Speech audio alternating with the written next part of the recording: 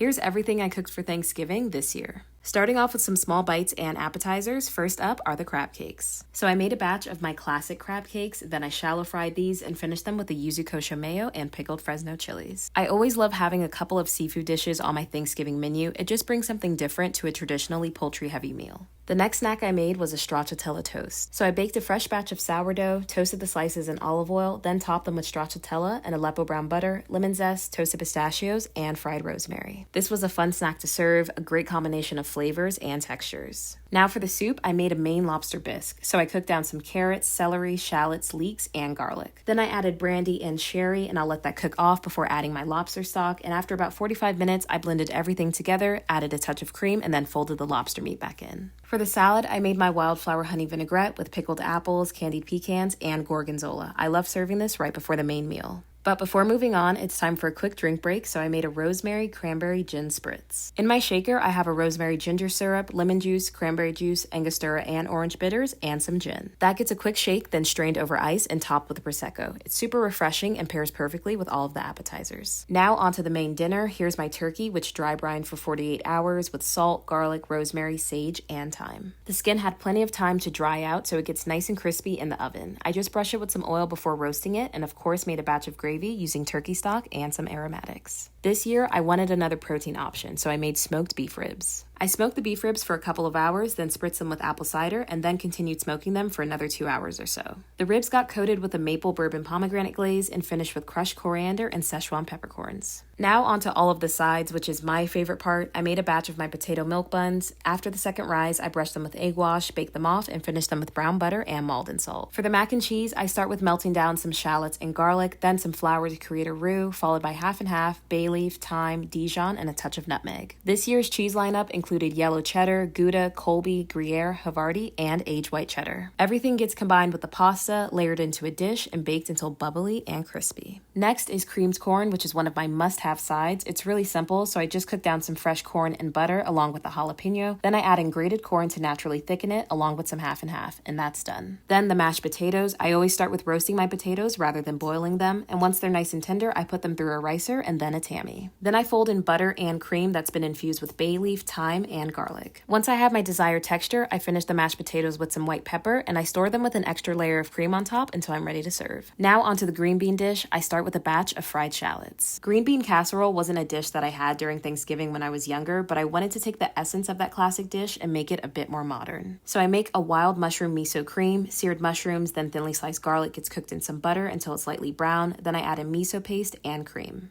After that cooks down, I fold the mushrooms back in along with some creme fraiche and Parmesan. My blanched green beans get finished in some turkey stock and butter, then topped with the mushroom cream and a pile of the crispy shallots. Now on to what was probably my favorite side dish of the night is this roasted kabocha squash. I seasoned it with salt, pepper, cinnamon, nutmeg, and thyme, then roasted it, then spooned over my maple chili agrodolce, then I finished it with toasted pumpkin seeds, some fresh mint, and fried sage leaves. Okay, this is also my second favorite. It's the stuffing. So I used my jalapeno cornbread, homemade Italian turkey sausage, caramelized leeks, celery, and fresh herbs. I mixed that all together with an egg, half and half, my turkey stock, then topped it with butter and baked it until it was golden brown and crispy. And lastly, the cognac cranberry sauce. And that wraps up the main dinner. And of course, I couldn't forget about Basil, so I made him his own mini Thanksgiving with plain turkey, steamed sweet potatoes, and green beans. And then just a few desserts to complete Thanksgiving.